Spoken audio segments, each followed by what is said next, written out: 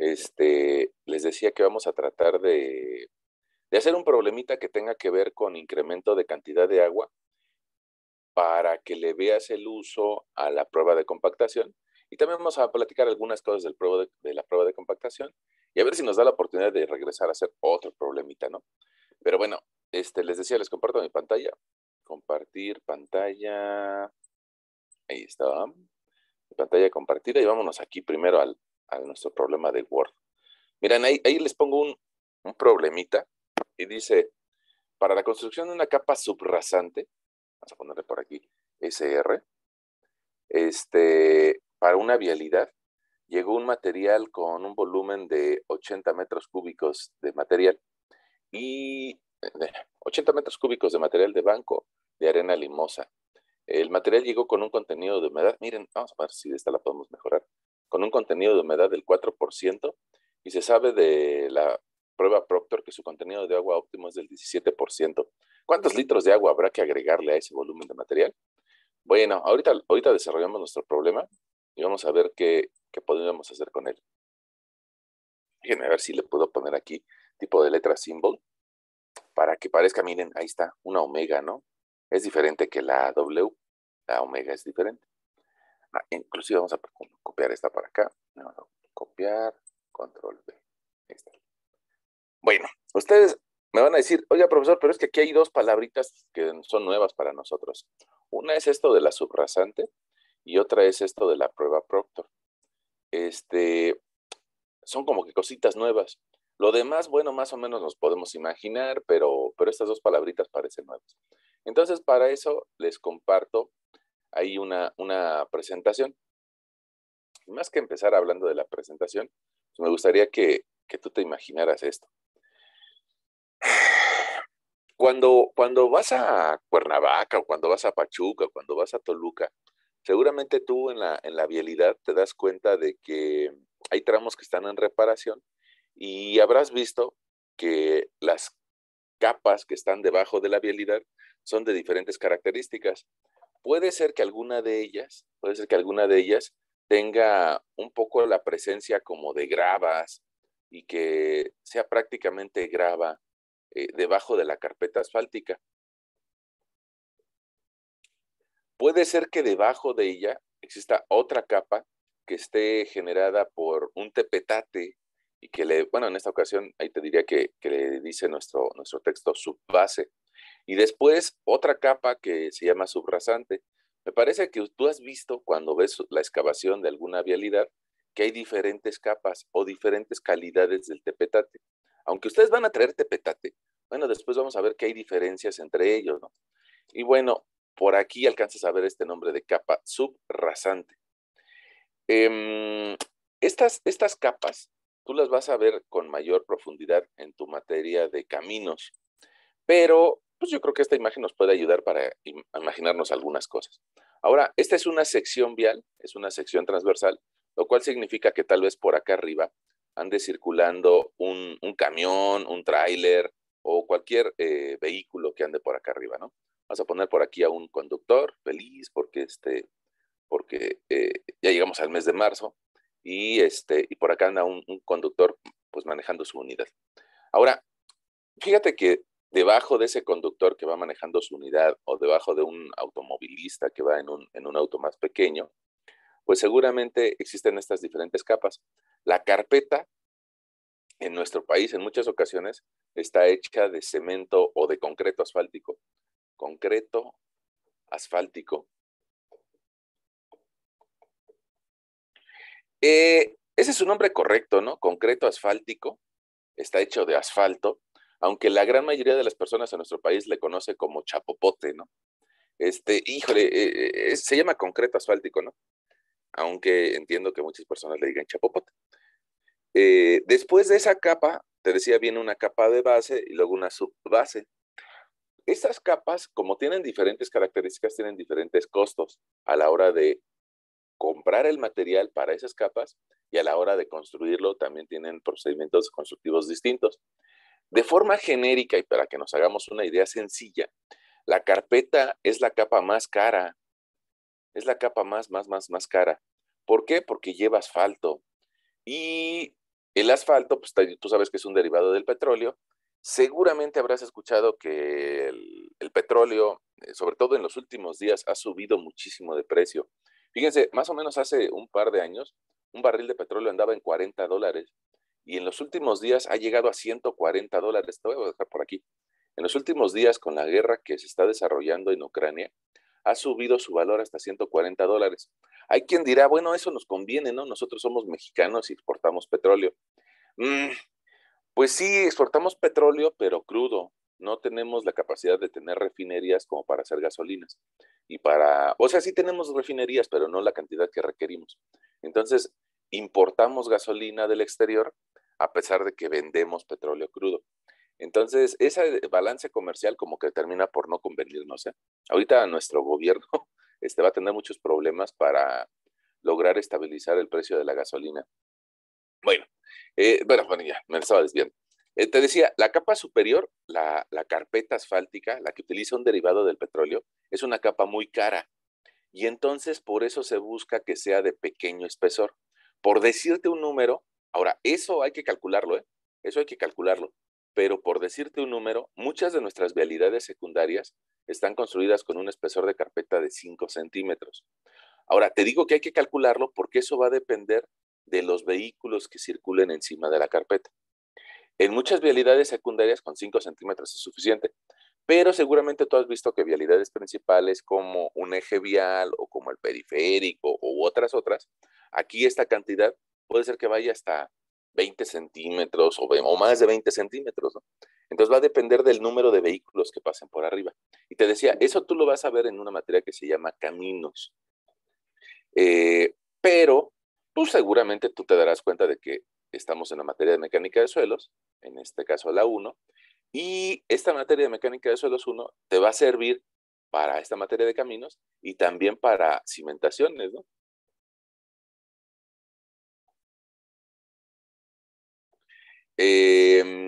Y bueno, nosotros en algunas otras ocasiones hemos platicado de cimentaciones, acerca del uso de zapatas o el uso de cajones.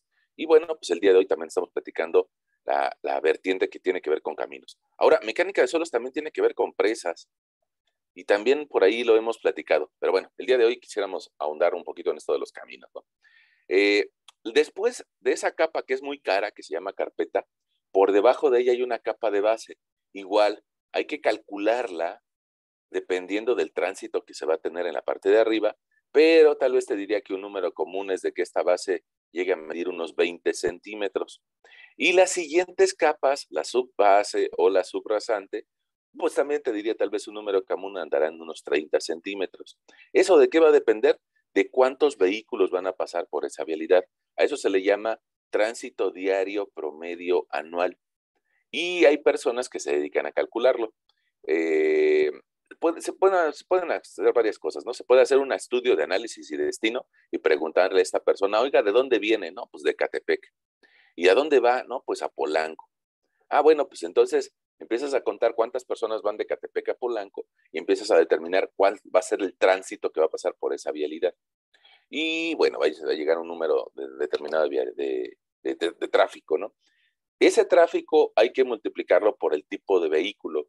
No causa el mismo daño un vehículo familiar que pesa tal vez 1 tonelada que un tráiler que tal vez pese unas 40 toneladas.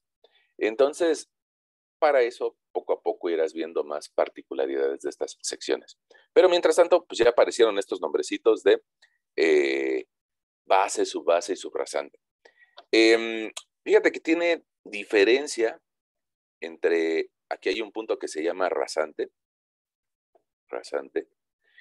y de la subrasante hacia abajo se llaman terracerías, y de la subrasante hacia arriba se llama pavimento.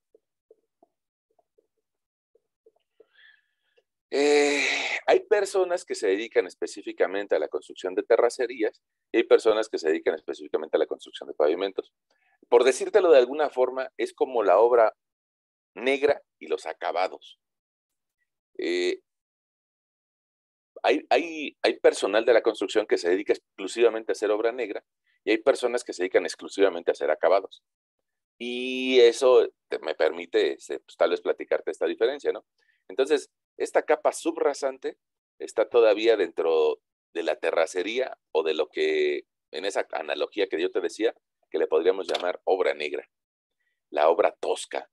Y ya después vendrán los pavimentos o la obra fina.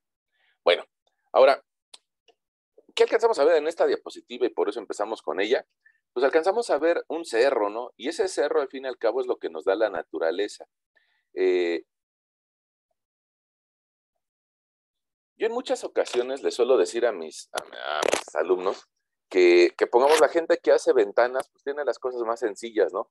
Porque si quiere colocar una ventana, pues simplemente va a una tienda de materiales y compra el vidrio y compra el aluminio y probablemente las piezas especiales de aluminio para hacer la ventana, tal vez unos carretes o algunas pijas, pero todo eso lo venden en la tienda de materiales, ¿no? Por decir algo, en el Home Depot o en el Walmart o en cualquier otro de esos lugares. En cambio, para construir una vialidad o una carretera, pues no podemos ir al Walmart y decir, oiga, me puede vender grava y me puede vender tepetate y me puede vender asfalto, porque no es algo que consigamos en las tiendas normales. En muchas ocasiones hay que pedírselos a la naturaleza. Ahora, no solamente se trata de ir y sacárselo a la naturaleza, ¿no? Los cerros tienen un dueño. En nuestro país, después de la revolución, se tenía, bueno, más bien en la revolución, se tenía esta idea o esta máxima que decía, la tierra es de quien la trabaja.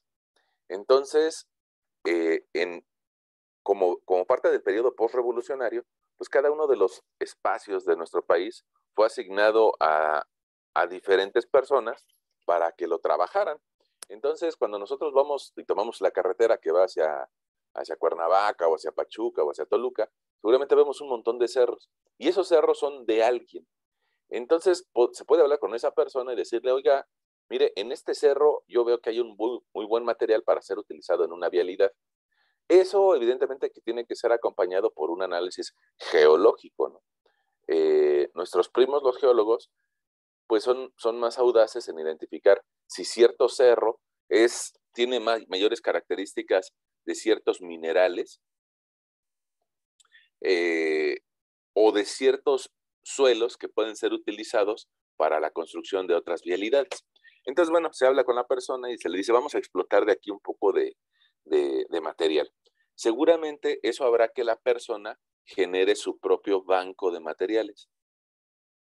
Banco de materiales. Y puede ser que inclusive esta persona diga, bueno, pues yo me voy a dedicar a vender material, inclusive si ustedes están aquí o no. Bueno, ahora, en todo nuestro país hay personas que se dedican a esto, a explotar los cerros, a hacer un banco de materiales. Ah, y eso no es de gratis, ¿no? Hay que pagarle a Hacienda, hay que pagarle al SAT para poder hacer eso. Porque, perdón por la desviación del tema, porque legalmente nada más somos dueños de la capa superficial. Si quieres hacer explotación de recursos minerales o de este banco de materiales, hay que informarle a Hacienda y bueno, pues te van a cobrar impuestos, ¿no? Pero pues bueno, todos tenemos que pagar impuestos, ¿no? Eso nos ayuda a tener hospitales, escuelas y muchas otras cosas. Bueno, eh, entonces, del cerro obtenemos los materiales para construir vialidades o para construir carreteras o para construir presas. Ya está. Ya apareció por aquí la palabra subrasante, que está por debajo de la rasante, y ya podemos entender un poquito más mi problema, ¿no? Ahora regresemos a mi problema, porque de repente puede ser que alguien llegó, apenas va llegando y dice, otra vez, déjame leerlo. Dice, para la construcción de una capa subrasante en una vialidad, llegó un volumen de 80 metros cúbicos. 80 metros cúbicos, pues significa, por ponerlo de una forma sencilla, 80 lavadoras, ¿no? Un espacio como de 80 lavadoras, ok. De material de banco de arena limosa. Aquí me hace falta un punto, ¿no? El material llegó con, el material llegó con un contenido de agua del 4% y se sabe de la prueba Proctor que su contenido de agua óptimo es del 17%. ¿Cuántos litros habrá que agregarle de volumen de agua? De agua. Ah, bueno. ¿Cuántos litros de agua habrá que agregarle a ese volumen de material? Bueno, ahora déjame platicarte de algo. Déjame platicarte de algo por acá. Mira, esa presentación, déjame hacerla grande, ahí está. Seguramente tú has visto que para la construcción de vialidades u otras estructuras se utiliza ese tipo de herramienta de compactación o maquinaria de compactación. Tú habrás visto que este es el más común, ¿no? Es un compactador de tambor. Ese compactador de tambor tiene una masa grande y entonces esta masa permite aplastar, por decirlo de una forma coloquial, aplastar al suelo que estaba debajo. Ahora, esta masa lo que está haciendo es de que si yo veo los granitos de forma aislada, aquí hay granitos, granitos, granitos, y que estaban sueltos, al momento de que pasa el equipo de compactación, lo que hace es de que los granitos se peguen unos contra los otros y que quede denso, que ya no exista hueco entre los granos. Voy a poner por aquí la palabra denso. Y aquí estaba suelto. Ok. Ahora, esa diferencia en parte se logra gracias al peso de la máquina, aquí un cierto peso de la maquinaria, pero en otra parte le podemos ayudar agregándole agua, agregándole un agente lubricante. Déjame ponerlo aquí con colorcito azul. Resulta que si nosotros aquí le agregamos un poquito de agua, pues permite que las partículas se acomoden de mejor forma, porque las partículas, digamos que patinan entre sí y se pueden reacomodar mejor. Entonces, si le agregamos cierta cantidad de agua, esto se compacta mejor que si estuviera seco. Y para eso hay una prueba que se llama Proctor. Por ponértela, ahorita platicamos de ella. Mira, este es el señor que se llama Ralph Proctor y que él se imaginó una prueba para desarrollar en el laboratorio. Y por ponértela de una forma muy sencilla, ahorita te digo, platicamos más de ella. Lo que se puede hacer dentro del laboratorio es evaluar diferentes contenidos de agua, diferentes contenidos de agua. Tú vas a decir, ¿eso qué es? Ah, ¿te acuerdas de que la última vez que fuimos al laboratorio, nosotros metíamos una capsulita al horno y lo metimos a un horno durante 24 horas, lo metimos por 24 horas a 100 grados centígrados. Bueno, y ustedes ya lo sacaron, ¿no? Ya lo sacaron seco, ya lo pesaron seco. Después de 100 horas a 100 grados centígrados, lo que le va a pasar es de que la muestra que originalmente tenía un peso de suelo húmedo, al día siguiente la vas a volver a pesar y probablemente ahora tu muestra esté seca y te va a dar un peso de suelo seco. La diferencia entre estos dos nos da el peso del agua que se fue. Y si tengo el peso del agua que se fue y lo divido entre el peso de los sólidos y lo multiplico por 100, voy a obtener el contenido de agua. Ah, ya te suena, ya te suena. Ahí está, contenido de agua. Contenido de agua. Ok. Ahora, si le voy agregando agua, resulta que mi prueba se compacta mejor y tiende esa tendencia a compactarse mejor. Va aumentando su cantidad de masa volumétrica seca o, por decirlo de una forma sencilla, voy a ponerle aquí la palabrita densidad. Densidad. Ahorita lo borramos o si quieres, bueno, densidad. ¿Tú te acuerdas de que la fórmula de la densidad era masa entre volumen? Y quiere decir que al irle agregando agua va aumentando su densidad. Si crece el agua, aumenta su densidad. Perdón por repetirlo, creo que me trabé. Pero va a llegar un momento en el que le agreguemos tanta agua, pero tanta agua, que ya no se compacte bien y entonces empiece a bajar su densidad. Pero va a existir también un momento en el que la cantidad de agua sea la adecuada o cantidad de agua, contenido de agua óptimo. Tú lo vas a ver en la prueba que vamos a hacer el siguiente jueves. Con una cierta cantidad de agua, el material se compacta mejor que si tuviera mucha o que si tuviera poca. Voy a ponerle por aquí mucha agua. Voy a ponerle de este lado poca agua. Entonces, con poca agua no se compacta bien. Con mucha agua tampoco se compacta bien. Pero con un contenido de agua óptimo, se compacta a todo dar y me da un valor máximo. Bueno, eso evidentemente que hacerlo de forma física le vas a entender mejor, pero me gustaría que vieras esto. Mira, El día jueves vamos a utilizar un molde como este, vamos a medirle su volumen, así como lo ves en la diapositiva de la izquierda, le vamos a medir su volumen, su profundidad, y le vamos a dar de golpes por medio de un martillo Proctor. Para eso le vamos a agregar agua al material en diferentes proporciones. Mira, ahí alcanzas a ver esa imagen, donde tenemos materiales con diferentes contenidos de agua. Quedamos que íbamos a ser un poquito observadores, ¿no? Entonces, si te das cuenta, la primera muestra, la que tenemos en la parte de arriba, prácticamente está seca. Mientras que vamos avanzando en el sentido de las manecillas del reloj, nos vamos dando cuenta de que cada vez tiene mayor contenido de humedad. Va cambiando el color, el color, el color, el color, y se va haciendo más oscuro. Eso es normal porque va aumentando el contenido de humedad. Ahora, alguna de esas muestras se va a compactar mejor y otra menos. Y mira, la intención es de que le demos de golpes con un martillo Proctor. Ese martillo tiene una altura de caída, inclusive aquí ya la estás viendo la altura de caída. Tiene una altura de caída de 30.5 centímetros y tiene una masa que se deja caer de 2.5 kilogramos. Con esa masa le vamos a dar de golpes al suelo y vamos a lograr que se compacte. Si te das cuenta en la imagen de la derecha, alcanzamos a ver un suelo bastante compacto, bastante denso. Y eso precisamente era lo que te decía que se logra al darle una energía de impacto más agua. Bueno,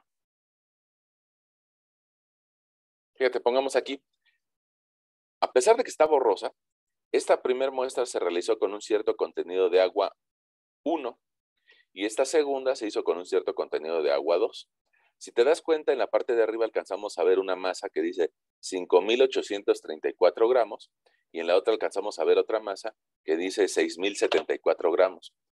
Si es el mismo molde y es el mismo día, la misma prueba, eso tiene que ver que se compactó mejor al tener más agua.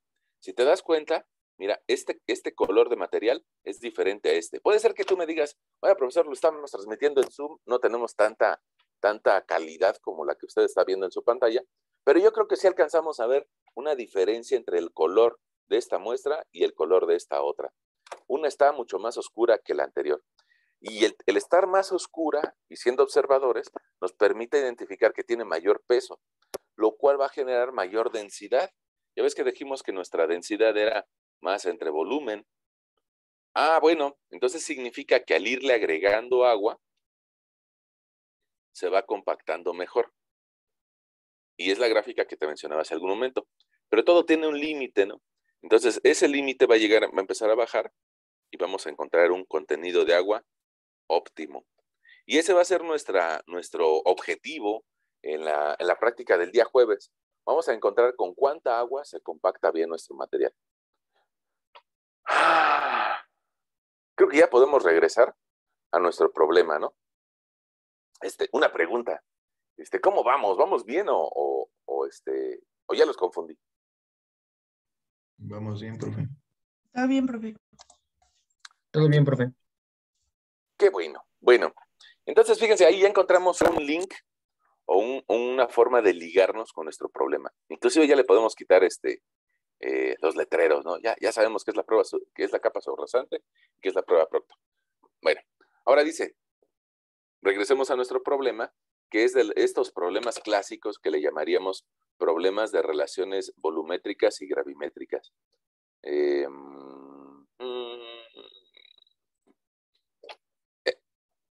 Un problema de relaciones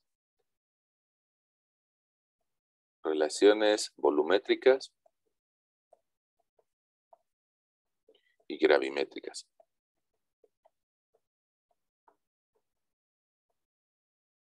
Ok, ahora dice, para la construcción de la capa subrasante llegó un volumen de 80 metros cúbicos. Bueno, pues nos podemos ir imaginando nuestro esquema de fases. Y nuestro esquema de fases, así como lo hemos hecho en el salón o lo hemos hecho en las últimas ocasiones, pues lo podemos dividir en una fase sólida, en una fase líquida y en una fase gaseosa, ¿no? Y ese esquema de fases lo podemos acotar. Ya ven que hay dos formas de medirlo, ¿no? Una sería por peso y otra sería por volumen. Y en este caso nos dice que llegaron 80 metros cúbicos de material. Ahí está, entonces vamos a acotar nuestro volumen. Y dice que todo este volumen es de 80 metros cúbicos. Dice, el material llegó con un contenido de agua del 4%. Y se sabe de la prueba Proctor que su contenido de agua óptimo es de 17%. ¿Cuántos litros le agrego? Ok, fíjense, aquí no sabemos cuál es su peso. Simplemente lo vamos a dejar así como peso de la muestra y sabemos que el peso de la muestra a su vez es la suma de el peso del agua y el peso de los sólidos. Ahí está. Me dice, el contenido de agua inicial es de 4%.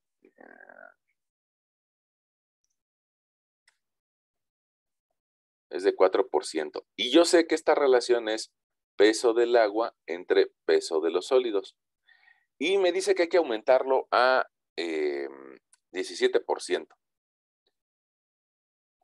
Bueno, yo creo que me hizo falta un datito por aquí. Vamos a considerarle un dato más, ¿no? ¿Me dejan agregarle otro dato? Vamos a considerar un peso volumétrico natural, una G,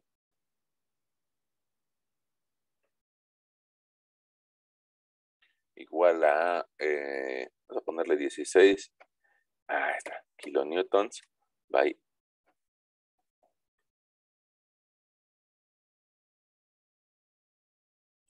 Miren, ya ven que les había dicho que el peso volumétrico es una G, pero es una G minúscula. Lo voy a tomar aquí, inicio, vamos a ponerle tipo de letra symbol, ahí está nuestro símbolo de peso volumétrico, y esto vamos a ponerlo como subíndice. Bueno, ahí está nuestro peso volumétrico natural de 16 kilonewtons. Bueno, a partir de ese peso volumétrico natural de 16 kilonewtons por cada metro cúbico, nosotros podremos determinar el peso de la muestra. ¿Por qué? Porque el peso de la muestra a su vez es el peso volumétrico de la muestra es peso de la muestra entre volumen de la muestra. Nosotros sabemos el valor y además sabemos el volumen. Entonces podríamos despejar el peso de la muestra como volumen de la muestra por su peso volumétrico de la muestra. Eso significaría multiplicar esos 80 metros cúbicos por un peso volumétrico de 16 kilonewtons por cada metro cúbico. Pero fíjense que nosotros, pues estamos acostumbrados no a utilizar kilonewtons, ¿no? Sino que estamos acostumbrados a utilizar toneladas y a utilizar kilogramos. Entonces yo creo que bajo esa óptica podríamos de una vez cambiar este valor, ¿no? ¿Cómo le podemos cambiar a unidades que sí le entendamos? Bueno, pues dividiéndolo entre la gravedad. Si yo divido esos 9.16 entre la gravedad, esos 16 kilonewtons entre la gravedad, 16 entre 9.81, ahí me da un valor de 1.63 toneladas a cada metro cúbico. Y me parece que es un poco más fácil de utilizar esas unidades, ¿no? Vamos a ponerlas mejor por acá. 1.63 toneladas a cada metro cúbico. Ahí está. Peso de la muestra va a ser igual a 80 por 1.63. Me da un peso de muestra de 130.48 toneladas. Ya tengo por acá el peso de la muestra. 130.48 toneladas. Ahora, ¿cómo ven? Ya tenemos ahí el peso de la muestra, regresamos a leer nuestro problema y lo que me está pidiendo o que me está preguntando es ¿cuántos litros de agua le agrego?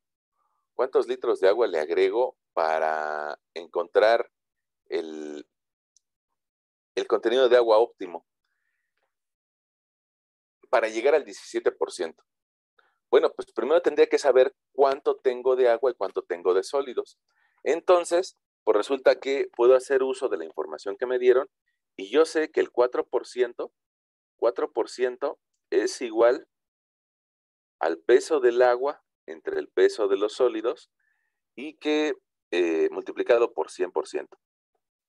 Bueno, aquí puedo mandar el 100% del otro lado y me va a quedar 4% entre 100% igual a peso del agua entre peso de los sólidos. Y eso significa que el peso del agua entre el peso de los sólidos es igual a 0.04. Ahí tengo una primera igualdad o una primera ecuación. Voy a llamarle por acá ecuación 1. Y resulta que, mira, de aquí, déjame te lo subrayo con otro color. Mira, esto 130 es la suma de esto más esto.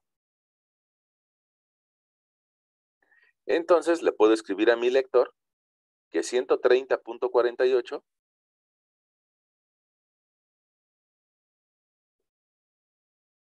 es igual al peso del agua más el peso de los sólidos. Y aquí tengo una segunda ecuación. Y como tengo dos ecuaciones, pues se me forma un sistema de dos ecuaciones con dos incógnitas. De ese sistema de dos ecuaciones con dos incógnitas, lo que yo podría hacer sería tal vez sustituir una en la segunda. Entonces le puedo decir aquí a mi lector, mire, de la expresión 1, yo voy a encontrar que 0.04 del peso de sólidos es igual al peso del agua. Y puedo sustituir el peso del agua en la expresión 2. Y si lo sustituyo me va a quedar 130.48 es igual, sustituyo 0.04 de peso de sólidos, estoy sustituyendo el peso del agua, aquí, más el peso de los sólidos. Y esta suma la puedo hacer y me va a dar aquí 1.04 peso de sólidos igual a 130.48. Ahora, si dividimos 130.48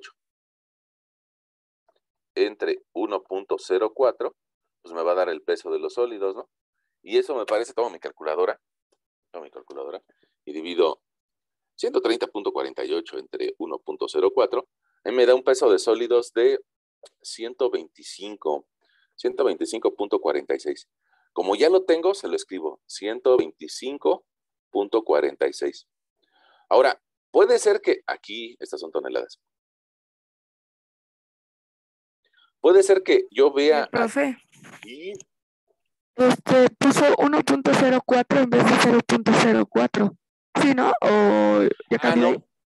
No, mira, aquí lo aclaramos. Miren, ya ves que aquí en ese término,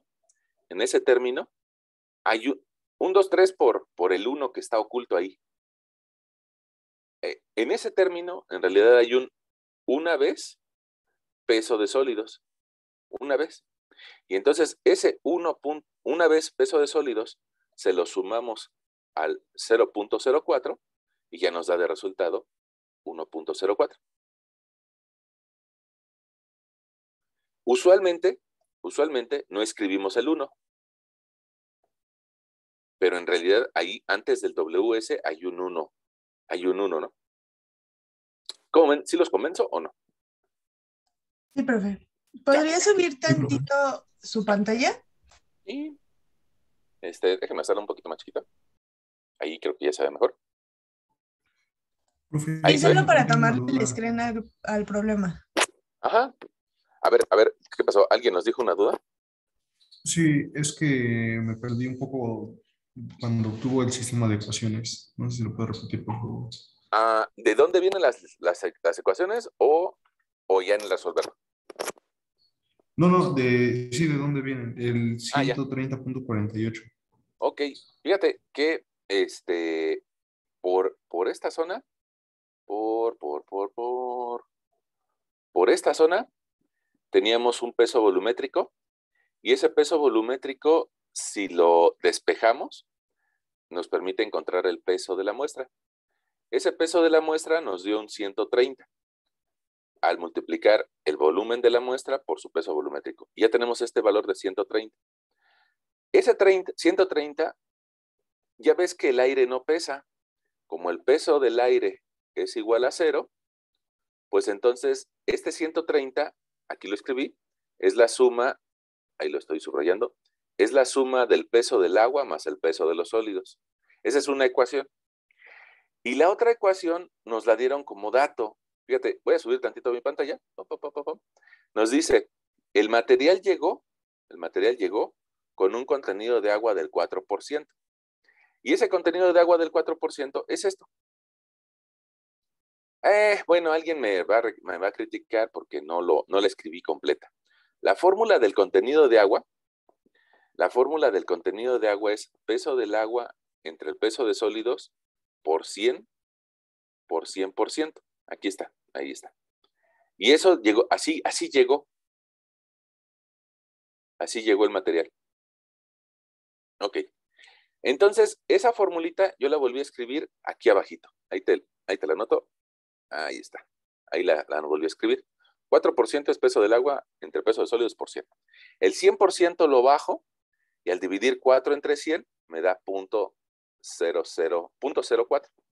Y del otro lado me queda peso del agua entre peso de sólidos.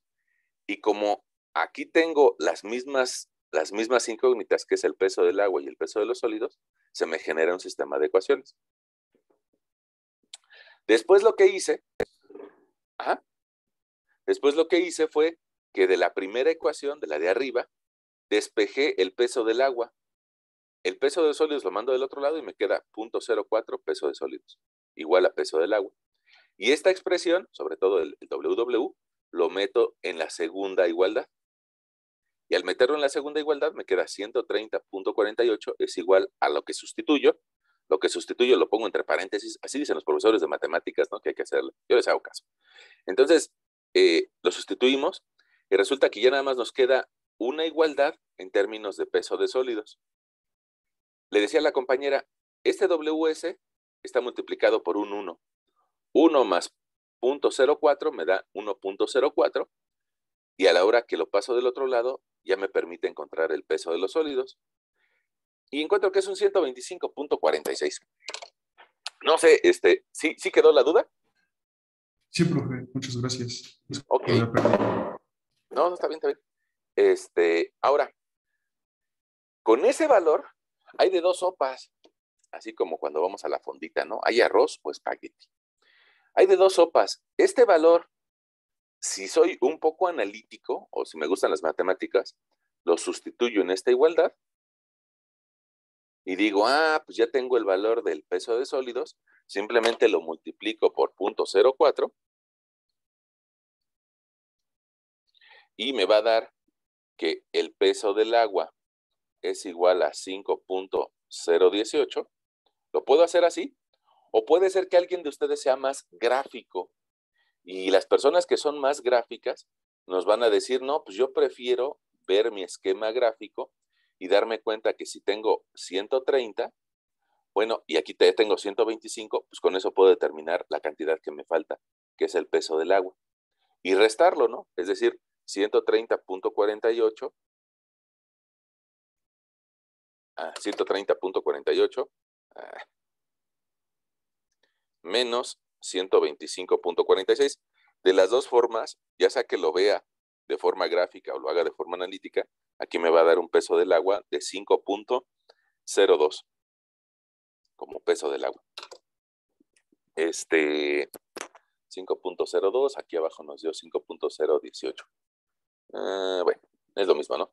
5.02. Borrar.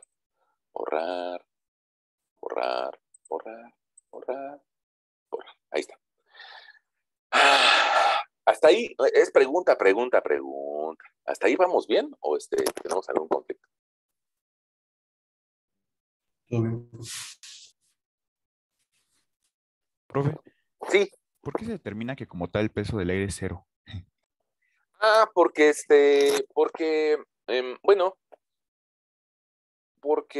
vamos a buscar una báscula. En nuestra vida común y corriente, cuando yo les decía en muchas ocasiones, cuando vamos a las tortillas, mira, nos encontramos, o cuando vamos a la recaudería, vemos una báscula como estas, ¿no? Y si nosotros nos podemos a pesar el aire, puede ser que suene hasta raro la forma de decirlo, ¿no? Pero si me pongo a pesar el aire, lo más seguro es de que aquí me dé 0. Es más, si tengo una de estas básculas en la casa para controlar mi peso, digo, a ver, me bajo yo y ahora hay que pesar el aire. ¿Cuánto nos daría? Pues lo más seguro es que nos marque aquí 0. de forma un poco, de forma práctica, nosotros decimos eso, que el peso del aire pues simplemente no marca nada, ¿no? Marca un 0 gramos. Y los gases que guarda el suelo, pues son parte del aire de la atmósfera. Entonces, por eso le ponemos 0.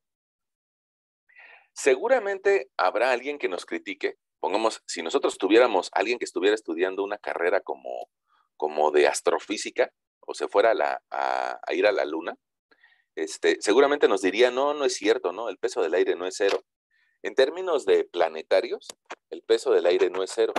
Pero para nosotros que hacemos ingeniería práctica, sí lo podemos considerar igual a 0. Pero, pues la esencia es esta, ¿no? Si cualquiera de ustedes, ahora que vaya al súper o ahora que vaya a las tortillas, le dijera al señor de las tortillas, oiga, ¿me puede vender 2 gramos de aire? Seguramente no va a poder hacerlo, ¿no? Porque no lo podemos pesar el aire. Por más que queramos, vamos a pesar 5 gramos de aire, pues no lo podemos hacer, ¿no? No sé si lo alcanzamos por ahí a visualizar. ¿Cómo ven? Sí, profe, gracias. Bueno, ahora, si se lo preguntamos a Google, puede ser que nos dé otra respuesta, ¿no? Pero les digo, es para términos planetarios o para la NASA, ¿no? ¿Cuánto? Vamos a preguntarle, ¿no? ¿Cuánto pesa el aire?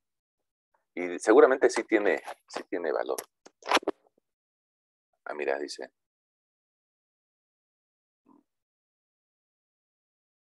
Ah, miren, aquí está. El aire pesa, eureka. Dice, todo el aire que se encuentra que ejerce una presión de la atmósfera, lo mismo que es encima de este cuadrado ahí de 1,333 toneladas por metro cuadrado. Bueno, vamos a ver si aquí nos dice otra cosa. El aire pesa, ¿por qué no lo percibimos? Ah, mira, a ver, dice, si el aire pesa, ¿por qué no lo percibimos? Se preguntaron los filósofos Aristóteles. La presión atmosférica es bastante elevada, de 1,033 gramos por centímetro cuadrado. Esto significa que una persona sobre su cabeza tiene el peso a un cubo de plomo de 7,000 gramos. Bueno, creo que ahí nos va a llevar a lo que te decía, al peso atmosférico. Pero en una báscula normal, pues no lo pesamos, ¿no?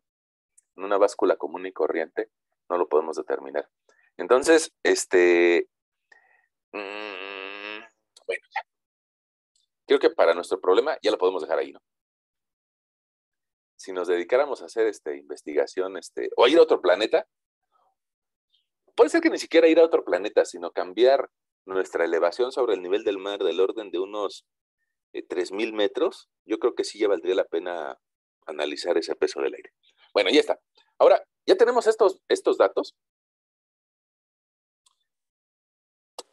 Déjenme hacer esto un poquito más chiquito. A ver si puedo. Yo creo que sí puedo. Yo creo que sí puedo. No, no puedo. Bien.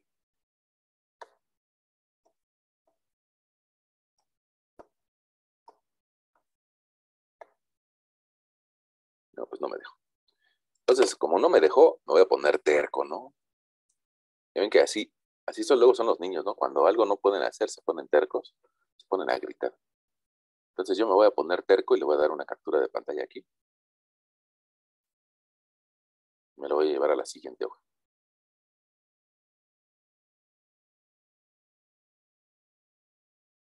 Ahí está lo que llevamos hasta ahorita, ¿no?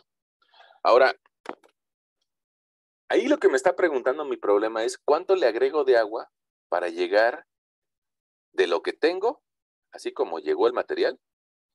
Llegó el material con un contenido de agua de 4%. Y yo quiero que tenga un contenido de agua óptimo de 17%. ¿Por qué? Porque eso me dice el laboratorio que con esa cantidad de agua se va a compactar bien. Entonces me dice cuánta agua le agrego, cuántos litros agrego. Bueno, con esa información que tenemos, podemos determinar cuántos litros de agua ya se tienen. ¿Por qué? Pues porque nosotros sabemos el peso volumétrico del agua.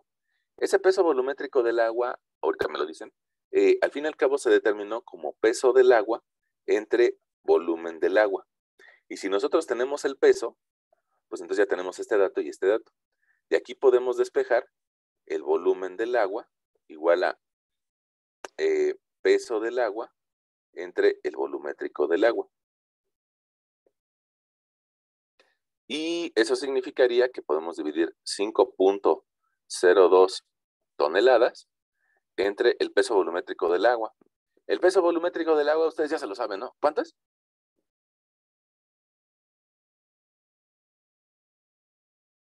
Una tonelada por metro cúbico. Ok, 1 tonelada a cada metro cúbico. Entonces, si hacemos esta división, pues alguien me va a decir, no tiene chiste, profesor. Bueno, nos vuelve a quedar 5.02, pero cambia las unidades. Los extremos me quedaría toneladas metro cúbico arriba y en la parte de abajo me quedarían toneladas, lo cual significa que mi resultado queda en metros cúbicos. Bueno, estos 5.02 se lo puedo escribir aquí. 5.02 metros cúbicos. Ahí está. Y bueno, mi problema no me dice valor de densidad de sólidos, entonces no podría hacer este cambio de unidades. Pero ya sé cuánto tengo de agua. Ahora, si yo quiero, o queremos, vamos a ponerle queremos, ¿no? Para vernos incluyentes. Queremos un contenido de agua del 17%, entonces quiero que la relación entre el peso del agua y el peso de los sólidos sea del 17%. ¿Qué puedo hacer aquí? Pues puedo agregar agua. Y entonces, dentro de esto de lo que queremos, significaría que bajo este 100 para acá, me quedaría 17% entre 100% igual al peso del agua 2 entre un peso de sólidos. Alguien diría 2, pero ahorita te platico por qué no es eso. Esa división me va a dar 0.17 igual a peso del agua 2 entre el peso de los sólidos. ¿Por qué no le cambié el peso de los sólidos? Porque yo lo único que quiero hacer es agregarle agua, no le quiero agregar sólidos. Nada más le quiero agregar litros de agua. Entonces mis sólidos se quedan igualitos. Si mis sólidos se quedan igualitos, pues entonces voy a multiplicar 0.17 ahora por el peso de los sólidos, que es 125.46 toneladas. Y me va a dar el peso del agua 2. Esa multiplicación, 125.46 por 0.17, me va a dar 21.32, bueno, 21.33 toneladas. Esto es el peso del agua 2. Entonces, aquí yo ya sé cuánto agregarle de agua. Yo podría obtener un incremento, voy a escribir así, incremento, déjeme volver a escribirlo. Incremento de agua. Y sería mi incremento de peso de agua igual a peso de agua 2 menos el peso del agua 1. Mi peso del agua 2 es 21.32 toneladas. Mi peso del agua 1 era de 5.02 toneladas. Y aquí lo que me estaría diciendo mis numeritos sería, si quieres aumentar para llegar a eso, a lo que queremos, un peso de agua 2, necesitas agregarle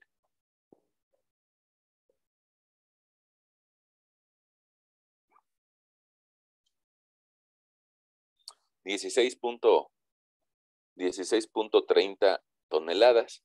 Ahora, pero me lo están preguntando en litros. Bueno, pues esta cantidad la puedo transformar primero a volumen y luego a litros. Esto es lo que hay que agregar en peso.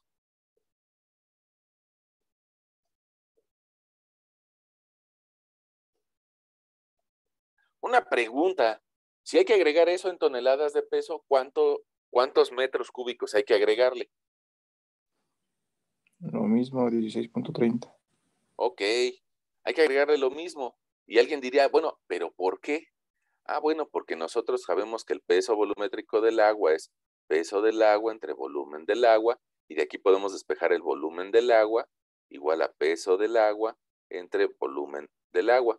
En este caso, yo tendría incremento de peso de agua, y ese incremento valdría 16.30 toneladas entre 1 tonelada cada metro cúbico. Como dice el compañero, eso nos va a dar 16.30, pero ahora va a quedar en metros cúbicos.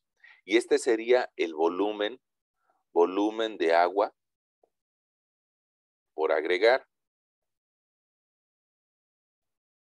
Pero no me lo preguntaron en metros cúbicos. No todas las personas le entienden a los metros cúbicos. Me lo preguntaron en litros. Como me lo preguntaron en litros, pues necesito saber cuántos litros tiene un metro cúbico. Y pues otra vez, no todas las personas lo saben, ¿no? Entonces, pues para eso nos sirve nuestra sesión, para recordarte que un metro cúbico, en un metro cúbico, ¿cuántos litros tiene? Por definición, un litro de volumen es igual a un espacio que ocupa un cubo de 10 centímetros por 10 centímetros por 10 centímetros. Eso es un litro. Un litro es igual a un decímetro cúbico.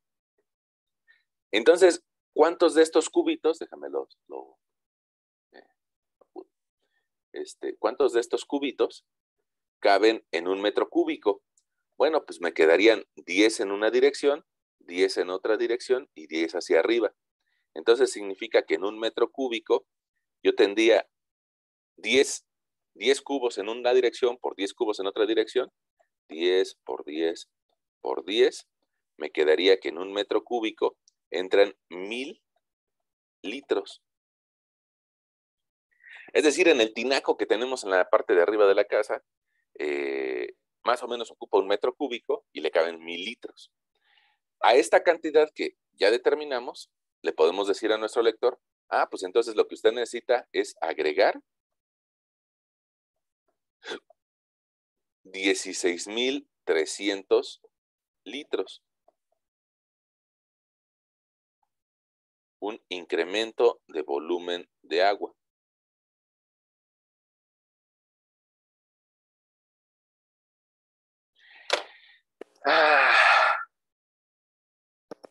Una pregunta. No sé si ustedes han sido observadores. Cuando reparten agua en su colonia, o en la colonia de la casa de su tía o de su abuelita, no sé si han visto qué capacidad tienen las pipas de agua. No sé si han sido lo suficientemente observadores o metiches. Creo que son de 10,000, ¿no, profe?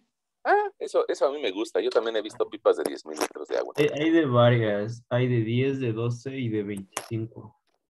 Pipa de agua. Ok, eso es bueno. Qué bueno que ya se dieron cuenta, ¿no? Hay personas que simplemente van por la vida y dicen, una pipa ya. Y no alcanzan a preguntarse, bueno, ¿y cuánto tendrá de agua? Vamos a ver. Miren, pongamos esta, dice, agua potable. Agua potable. Miren, aquí nos la venden. Pipas de agua en la Ciudad de México, negocio.site. No sé si eso sea legal o no, pero ahí la están vendiendo, ¿no? Dice que hay de 10,000 litros, de 20,000 litros y de 5,000 litros. En 1,200, en 1,300 pesos una de 10,000 litros. Vamos a ver.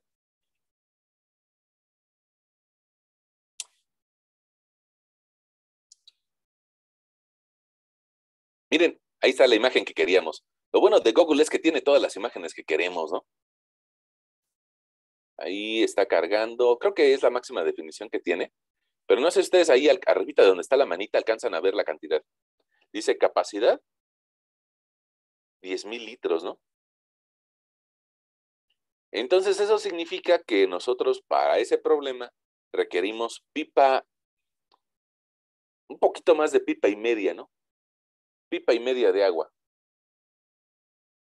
Como esta, de 10,000 litros. En nuestro problema, regresemos.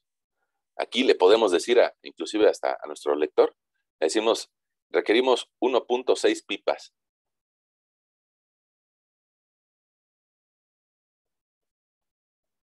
Ok. Como requerimos 1.6 litros, 1.6 pipas de 10,000 litros, Y no sé si ustedes vieron por aquí que también nos la vendían, cada una de esas pipas en 1,300. Miren, aquí dice esta otra imagen, ¿no? Nos dice que venden una pipa de 10,000 litros en 1,300 pesos. Ah, bueno, pues ya ahí basta, podemos sacar cuánto nos vamos a requerir, ¿no? Ahora, no sé si nos van a cobrar el 0,6 o más bien nos van a cobrar dos viajes, ¿no? Eso significarían unos 2,600 pesos de agua, ¿no? 2 viajes de pipas, 2,600 pesos de agua. Bueno, y entonces de ahí ya nos empezamos a imaginar cosas de para qué me podría servir mi problemita, ¿no? De repente vemos estos problemas en los libros y decimos, bueno, ¿y eso para qué diablos me va a servir? Yo creo que de nada, ¿no? Y en cambio, si empezamos a imaginarnos que ese material va a ser utilizado en una capa subrasante y que necesito pedir un número de pipas de agua, pues puede ser que ya le vea un poco de mayor utilidad. ¿Cómo ven? ¿Vamos bien? Sí, profe. Bueno, si vamos bien, déjenme borrarles todas las entradas a esta manuscrita. Profe, yo tengo una duda. Tiene una duda. Bueno, ya en lo práctico como tal, el agua que se utiliza para realizar esta compactación debe de ser siempre potable, ¿verdad? Pues por norma debe ser potable, pero hay estudios que tiene el Instituto de Ingeniería de la UNAM en donde se acepta el uso de agua tratada, agua tratada. ¿Qué es el agua tratada? Es agua que ya usamos nosotros, pero que se le quitan todos los componentes físicos y también se le da un proceso químico. No es al 100% potable, pero se puede utilizar. A ver, mira, vamos a buscar por aquí. No, es bueno estar en Google, ¿no? Vamos a buscar por aquí agua. Ajá, agua tratada. Miren. Es aquella que se utiliza para diversas actividades del ser humano, como por ejemplo lavar trastes, automóviles, ropa, patio, bañarse, regar plantas. De igual forma se utiliza para las industrias. Ok. ¿Qué se hace con el agua? ¿Qué diferencia hay entre agua potable y agua tratada? La principal diferencia es de que la primera es exclusiva para el consumo humano, para beber, para el baño, para cocinar alimentos. La segunda no. Ok. Déjenme utilizar nuestro espacio gráfico para recordar algo.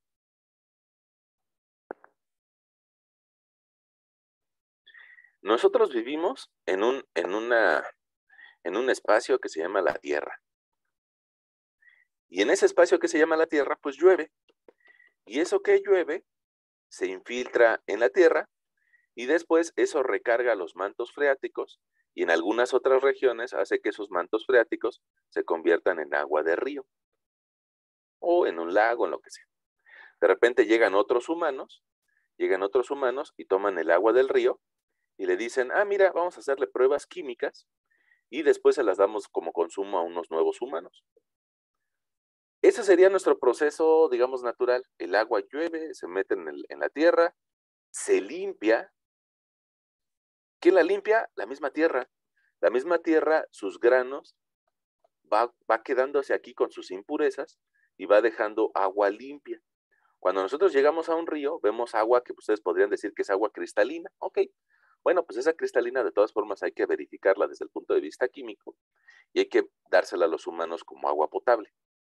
Alguien dirá, bueno, ¿y qué pasa con el agua que este humano utiliza en un WC, en un baño? Vamos a dibujar una tacita, ¿no? Una tacita del baño, ahí está. Entonces, ¿qué pasa cuando este humano llega aquí a la tacita del baño? Pues que contamina el agua y que la mandamos a una tubería. La mandamos a una tubería y usualmente ahí creemos que ya se acabó el problema, ¿no? Esa tubería empieza a circular y llega, al fin y al cabo va a llegar al mar con los desechos del humano, pero antes de eso puede ser que llegue a una planta de tratamiento o PATAR. Planta de aguas tratadas y residuales. En esa planta de tratamiento, de forma artificial, De forma artificial vamos a tratar de hacer lo mismo que hace la tierra, limpiar al agua. ¿Y eso qué significa? Pues que dentro de la planta de tratamiento el agua va a llegar sucia y va a pasar por una serie de decantadores. Va a llegar, a ver si te puedo dibujar aquí, aunque sea de color rosa. Va a llegar el agua y en el fondo se van a empezar a depositar los restos minerales o los restos que traigan los humanos. Y luego va a pasar a una segunda cámara. Y ya que pasó por arriba a una segunda cámara, pues ya va a traer menos material fecal. Y va a pasar a una tercera cámara donde va a traer menos material fecal. Ya que tenga menos material fecal, lo vamos a mandar a otra planta donde se le van a dar un análisis químico y ese análisis químico me dice, ahora ya tengo agua tratada. ¿Esta agua tratada es tan buena como la potable? Pues nuestros químicos serían los que nos dirían eso. ¿Qué tan limpia está esa agua o qué tan sucia está? El proceso de limpieza tiene que ver con un proceso físico, quitarle las impurezas y también químico. Y ambos procesos se realizan en una planta de tratamiento. Sobre si esa agua tratada, puede ser consumida por los humanos o no, pues los químicos nos dirían que no. Y que esta agua tratada se la podemos regresar a la naturaleza, la podemos mandar al río, la podemos mandar al mar, y la naturaleza va a tratar de limpiarla otra vez para que se vuelva a llegar a un río, para que vuelva a llegar a una laguna, se evapore, y después de evaporarse caiga como lluvia. Alguien va a decir, bueno, pero con el dióxido de carbono del ambiente va a caer como lluvia ácida. Ah, pues sí, pero otra vuelta tiene que pasar por manos de los químicos para poder transformarla en agua potable. Ahora, nosotros con la planta de tratamiento, lo que estamos haciendo es de que estamos acelerando el proceso que tiene la naturaleza para su ciclo del agua. Y la pregunta, regresemos a la pregunta. El compañero nos dice, para compactar el material, ¿tengo que utilizar agua potable o puedo utilizar agua tratada? Ok, desde el punto de vista ideal, bonito, pues me gustaría más utilizar agua potable, porque es un agua más limpia. Pero eso es un problema para los humanos, porque no podemos gastar agua potable en algo que se va, pues alguien diría desperdiciar. ¿Qué es lo bonito del agua potable? Que está limpia. Pero podríamos utilizar agua tratada en esta compactación. Y el agua tratada, ¿cuál es el problema que tiene? Pues los químicos que tiene. Entonces, si los químicos no le van a afectar a los granos minerales a la hora de compactarse, pues hay que utilizar agua tratada. No sé si ustedes han visto que hay autolavados cerca de colonias populares. Y resulta que la gente se queja porque dice, ¿cómo es posible que yo no tengo agua para tomar potable? Y este cuate del autolavado le esté aventando agua para lavar carros, ¿no? Como que parece ilógico. Y entonces a partir de ahí nos dicen, bueno, para un autolavado necesitas agua tratada. Porque no requerimos que esté completamente limpia. Ahora aquí la pregunta sería otra vez, para este capa, ¿necesitamos un agua que sea limpia para el consumo humano o simplemente que sirva como lubricante? Bueno, pues si sirve solamente como lubricante, podremos utilizar agua tratada, siempre y cuando que los químicos no alteren las características del suelo. Y eso, usualmente, las plantas de tratamiento nos asegurarían que no va a pasar. Entonces, pregunta, ¿podemos utilizar agua potable? Sería lo más bonito, lo más deseable, pero también podría alguien criticarnos que el agua potable es para uso humano. ¿Podemos utilizar agua tratada? Sí, y nos quitamos la bronca ecológica. Nada más hay que verificar que no altere nuestras propiedades químicas del suelo, ¿no? Que no traiga muchos químicos que hagan difícil el trabajo. Lo más seguro es que no, porque para eso existen plantas de tratamiento de aguas residuales, ¿no? Plantas de tratamiento de aguas residuales. Me recordó, no sé si ustedes me recordó, han visto por ahí las fuentes donde uno se para ahí al ladito de la fuente y de repente por aquí está saliendo el agua, ¿no? Debe de ser, otra vuelta, debe de ser agua potable o agua tratada. Las fuentes. Es tratada, ¿no? Es tratada, ¿no? Es tratada. Ok, si es tratada, ¿puedo llevar a mis niños a que se metan al agua? No Pues no. debería, ¿no?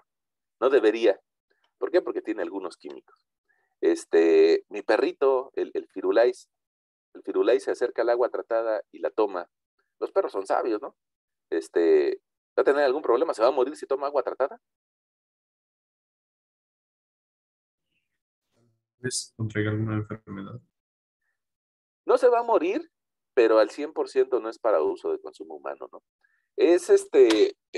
Perdón, me hizo recordar, pongamos el agua que está cerca de regiones mineras, que, bueno, toda el agua que tomamos no está al 100% pura, ¿no?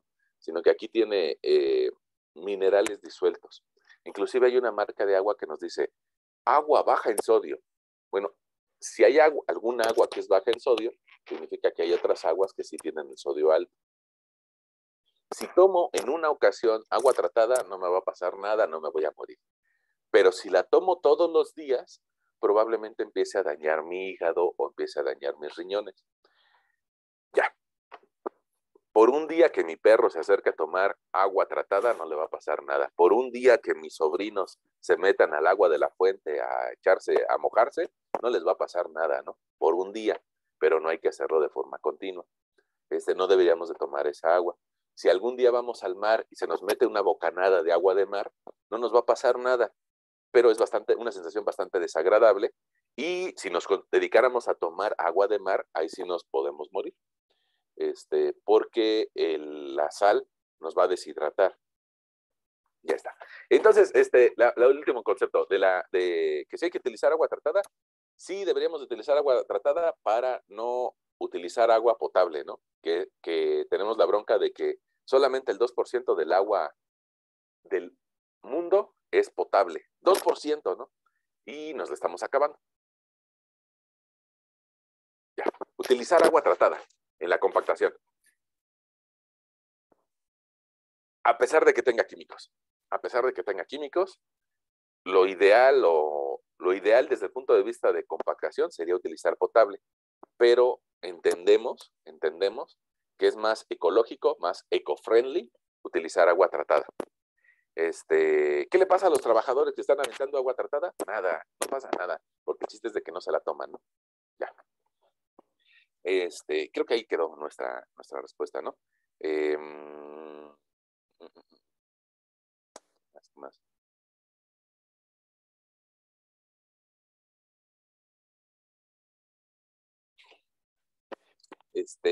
Cuando tomamos agua, ahí de la que nos venden en la tienda, nos venden 1 litro en 15 pesos, ¿no?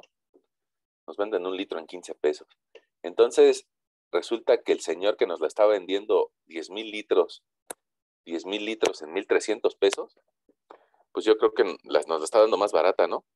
10,000 litros entre 1,300 pesos, nos está vendiendo a 7 pesos el litro, ¿no? Y está caro, ¿no? El gobierno creo que nos la vende como a peso el litro. Bueno, ya, me desvié. Ahora, déjenme regresar a esta.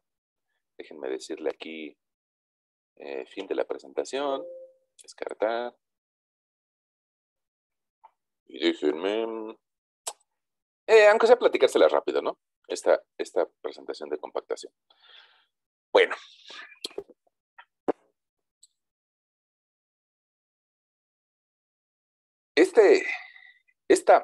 Este tema tiene 2 vertientes. Una parte es la parte de obra y otra parte es la parte de laboratorio. Al fin y al cabo, la compactación es esto, es densificar el material.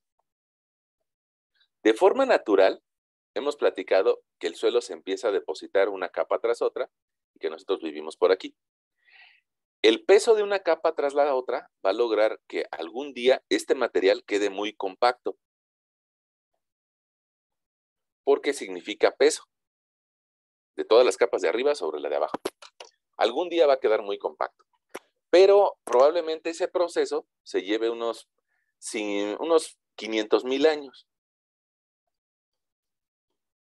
Como este humano, como nosotros, solamente vamos a vivir unos 80 años, unos 100 años, pues no tenemos el tiempo para esperarnos esta cantidad de años. Y entonces, por eso, no le vamos a dar tiempo a que se compacte solito, sino que nosotros lo podemos hacer de una forma artificial. Bueno, ahora, esa compactación nos ayuda a construir capas debajo de una vialidad o capas debajo de una nave industrial. No sé si ustedes han visto que debajo de naves industriales también se colocan pisos industriales. Y esos pisos industriales me permiten mover cargas al interior de la nave industrial. Eso significa que ese piso industrial tiene que estar colocado encima de un material lo suficientemente competente para que no se vaya a rasgar. Puede ser que tú me digas, caray, ¿quién sabe qué pasó aquí? Escape, descartar. Vamos a buscar por acá. Un piso industrial. Piso industrial de concreto. Imágenes. Miren, esos pisos industriales son comunes en las naves industriales.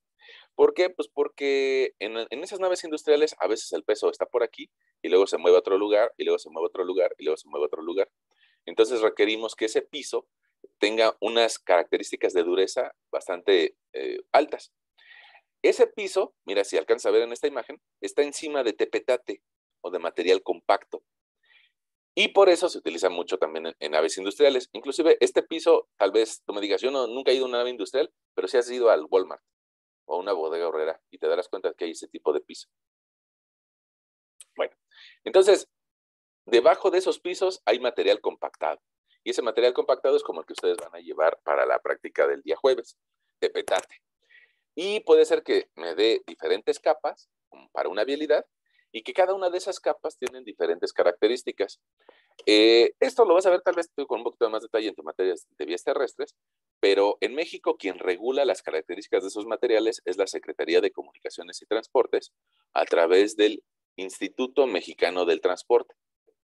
Entonces, si tú te metes a la página del Instituto Mexicano del Transporte y buscas normativa o normas, vas a encontrar las características de los materiales en cuanto a tamaño del grano o qué características debe tener ese tepetate para que te lo acepte la Secretaría de Comunicaciones y Transportes. Evidentemente que cada una de las capas tiene diferentes características. Algunas de ellas puede ser, pongamos, el tamaño de la partícula o su límite líquido, su límite líquido. Mira, aquí está, su límite líquido o su límite líquido. El límite líquido es algo de lo que vamos a platicar más adelante y entonces le vas a entender mejor a esta tabla. Pero aquí alcanzas a ver algo que se llama, algo que es interesante el día de hoy, que se llama grado de compactación mínimo 100% para una base. Acá dice otro valor, grado de compactación 95% para una subyacente y para el terraplén me da la oportunidad de 90%. ¿Qué significa esos grados de compactación? Pues resulta que, aquí te lo anoto, que si nosotros vamos a hacer circular un auto por aquí arriba, este material, el que está en la base, tiene que estar compacto al 100% de grado de compactación. Quiere decir, necesito que esté denso, que ya no tenga huecos. Aquí voy a ponerle sin huecos. ¿Y eso qué significa? Pues que necesitan darle muchas pasadas de compactación. En cambio, las mismas normas me da la oportunidad de que un material que está más abajo, como podría ser un terraplén, me da la oportunidad de que esté compacto hasta el 95% de grado de compactación. ¿Por qué? Porque ¿qué pasaría si acá arriba estuviera el 95%? El 5% que me falta, el auto o el tráiler lo terminaría por compactar. Y eso generaría que en lugar de tener una superficie horizontal, se empezara a hundir por donde pasan las llantas del tráiler. Por eso, en las capas superiores me pide el 100% de compactación para que no se hunda. En capas inferiores, bueno, las normas lo que dicen es todo este peso se va a disipar en un área más grande y el terraplén puede ser que se hunda, pero se va a hundir parejo. Entonces, por esa razón, las capas inferiores me dan la oportunidad de que se hunda hasta un 5% o un 10%. Entre más arriba esté, si recuerdas al inicio de nuestra presentación, yo te decía, entre más arriba esté, la capa es más cara, tanto por características físicas como por el procedimiento constructivo. Entre más abajo esté, es más económica, porque me deja compactarla a menos porcentaje y me pide menos requisitos de características del material. Bueno, ahora, ya sea una capa o la otra, los compactamos con este tipo de equipos de compactación. El de la derecha es un rodillo de tambor, el de la izquierda es un pata de cabra, y en esencia, este sirve para compactar tepetate o arena limosa. En nuestro país lo conocemos como tepetate, ¿no? Y en nuestra región. Pero su nombre correcto es arena limosa. Y el otro, el pata de cabra, sirve para compactar material fino, como podrían ser limos o arcillas. No es recomendable, ¿no? No es recomendable utilizar materiales finos en una compactación, pero en algunas ocasiones no hay de otra, ¿no? Y entonces se tiene que utilizar ese material. Lo ideal es de que siempre tuviéramos tepetate para compactar. ¿Por qué? Porque es un material inerte, es un material que no se expande y que sus características de volumen permanecen constantes en mucho tiempo. Pero en algunas ocasiones hay que compactar materiales finos y por eso sería el otro equipo, el pata de cabra, ¿no? Bueno, ahora, fíjense que más o menos hace unos 100 años, en 1928, en San Francisco existió una presa que se rompió y que dejó como consecuencia la muerte de muchas personas. Mira, inclusive ahí en la parte de arriba alcanzas a ver 200 muertos y 300 personas desaparecidas. Y algo así como 7 millones de dólares en desastres por una presa que se rompió. Imagínate, las presas están hechas para guardar mucha agua y de repente se rompe, pues terminan por inundar las regiones debajo y por matar a la gente, ¿no? Entonces, le dejaron por tarea a un científico que se llama Ralph Proctor el saber por qué se rompió la presa, ¿no? O sea, como cuando tú haces una autopsia, o alguien hace una autopsia más bien, ¿no? Cuando alguien hace una autopsia y dice, bueno, ¿y de qué se murió esta persona? Así a esta persona le dijeron, ¿de qué se murió la presa? ¿No? Y Ralph Proctor se le ocurrió este procedimiento que se llama método de compactación Proctor. Él utiliza un cilindro y en este cilindro se le da de golpes al material por medio de un martillo Proctor. Este martillo te decía que pesa 2.5 kilogramos y el cilindro es nada más una referencia para que tenga una altura de caída de 30 centímetros. Ahora, ¿qué busca Ralph Proctor?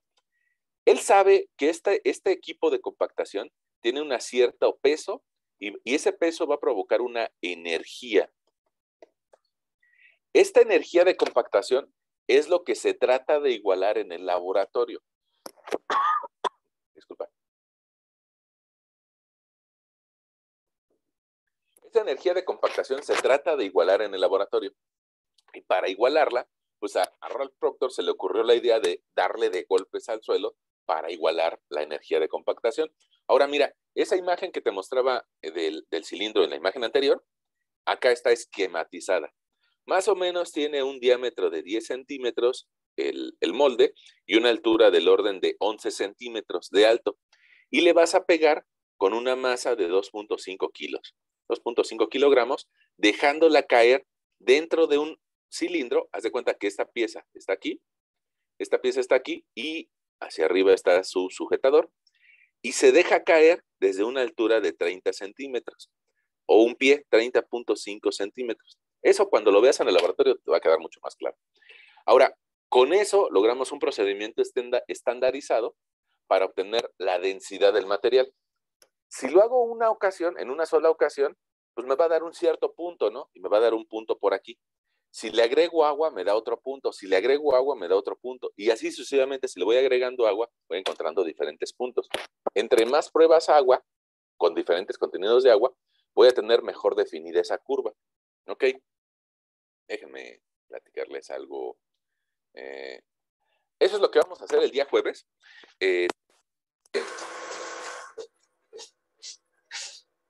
te decía que íbamos a, todos por equipos, van a medir su cilindro y después de medir eso, le van a dar de golpes. Ahí está la masa, mira, aquí está 27 gramos pasada, 2.5 kilos. Y al material que esté mezclado con agua, le vamos a dar de golpes. Ahora, ojo, aquí te hago un esquemita en la parte superior de la derecha. Te hago un esquemita donde el molde lo vamos a dividir en 3 capas. Una capa, más o menos, que ocupe 1/3 de la altura. Y ese tercio de la altura le vamos a dar 25 golpes. 25 golpes. Después le vas a agregar más material y le vas a dar otros 25 golpes. Y después le vas a agregar más material y le vas a dar otros 25 golpes. Yo creo que eso, cuando estábamos en clases a distancia, pues yo nada más lo único que hacía era de que les enseñaba estas fotos y ya se lo imaginaban los chavos. Pero esa es una gran ventaja de que ahora estemos en un sistema híbrido, ¿no? Que podemos hacer la práctica. Entonces ustedes el día jueves van a hacer esa práctica, le van a dar de golpes al suelo hasta a completar las 3 capas del material. Una segunda capa y una tercera capa. Ya que tengamos nuestras 3 capas, vamos a enrasar nuestro molde y con eso vamos a lograr saber exactamente el volumen de suelo que va a quedar adentro del molde. Si sabemos el volumen, lo podemos llevar a pesar y al momento de pesarlo, nosotros podríamos determinar la densidad como la relación entre masa, entre volumen. Este peso está incluyendo el peso del molde, pero precisamente nosotros vamos a pesar el molde vacío para saber cuál es el peso del material que esté adentro, quitándole el peso del molde. Ahora, esa densidad nos va a quedar en kilogramos por centímetro cúbico o en gramos, déjame que lo corrijo, en gramos sobre centímetro cúbico. Y nosotros hemos visto que tal vez en nuestro país tenemos esa mala costumbre de que gramos por centímetro cúbico ya nos da el peso volumétrico.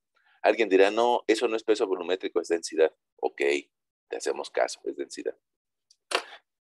Bueno, ahora,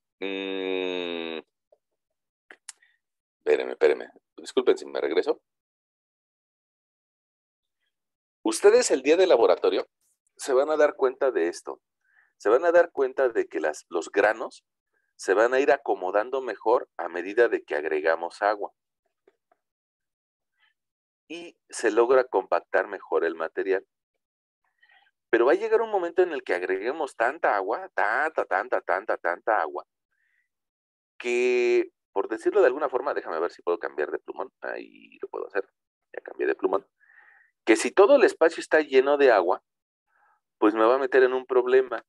Porque a la hora que yo le dé un golpe, no sé si alguien de ustedes ha tenido la oportunidad de pegarle al agua. Si le pegas al agua, pues no le haces nada, porque el agua es incompresible.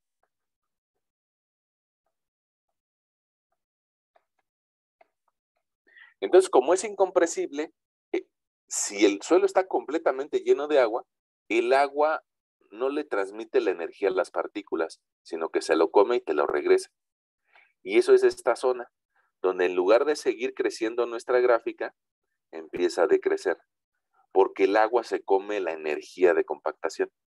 Y eso significa que esta gráfica que tienes por acá, te la vuelvo a dibujar, eso significa que va a existir un contenido de agua óptimo para compactar. Eso a su vez significa que hay personas que aquí se la pasan dándole de vueltas, dándole de pasadas, muchas pasadas al material y que no logran densificarlo. Y si no lo logran densificar es porque no lo están haciendo con el contenido de agua óptimo. Un poquito como el ejemplo que hicimos numérico.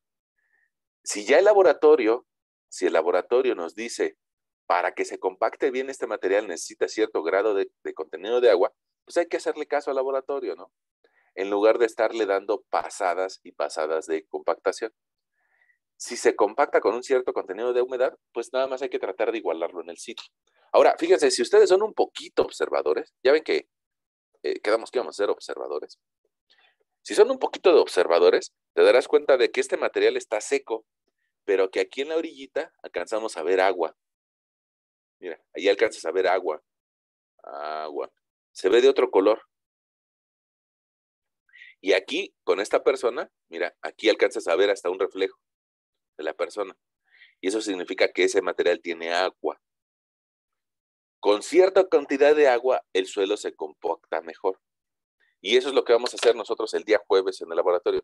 Vamos a investigar con cuánta agua se compacta mejor. Ahora, ¿qué suelo? Bueno, quedamos de que uno de sus equipos iba a traer un tepetate y otro grupo de personas iba a traer otro tepetate y otro grupo de personas iba a traer otro tepetate.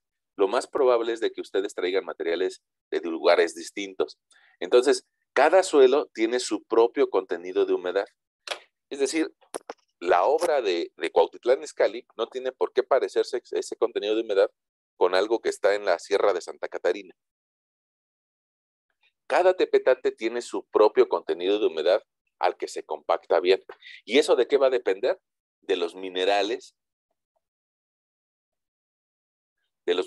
que tiene ese tepetate, ¿no? Al fin y al cabo, ese tepetate es un suelo, es la descomposición de las rocas, y entonces en cada sitio se descomponen las rocas de una forma distinta, porque tiene procesos geológicos distintos. Ustedes se van a dar cuenta que el tepetate que traigan sus amigos no es igualito al de ustedes. Y bueno, habrá algunas cosas que ustedes van a ir viendo en la práctica que podemos ir contestando ahí, ¿no? Ahora, miren, me gustaría que vieran este equipo del fondo, nada más el de, perdón, lo moví. Este equipo del fondo es una motoconformadora. Vamos a buscar en internet qué es una motoconformadora. Motoconformadora.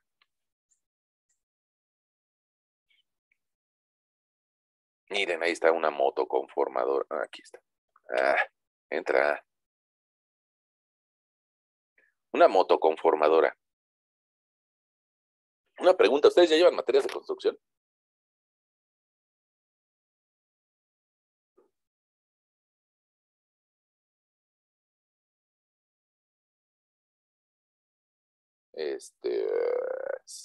Procedimientos constructivos. Procedimientos constructivos. Bueno, en esas materias de construcción, poco a poco les van a ir platicando de para qué sirve cada máquina. Pero pongamos esta motoconformadora, si se dan cuenta, aquí en la parte de abajo lleva unas cuchillas. Esas cuchillas, mira, aquí, esa cuchilla te permite levantar el material con dos funciones. Una puede ser cortar el material, ya como acabado final, pero también te puede ayudar a mezclar el material. Y miren, esta imagen está siendo muy evidente de que están mezclando este material. Entonces, nosotros ahí en el laboratorio vamos a hacer un procedimiento de mezclar el material a mano y en el sitio se puede mezclar con la ayuda de una motoconformadora. Mira, esta cuchilla está levantando el material y lo está uniformizando. Bueno, entonces, aquí, sin querer, aquí estamos viendo, pues, tepetate, ¿no? Tepetate en un sitio, tepetate en otro sitio, tepetate en otro sitio. Entonces, ustedes el día jueves van a llevar tepetate a la escuela y vamos a hacer nuestra prueba de compactación, ¿no?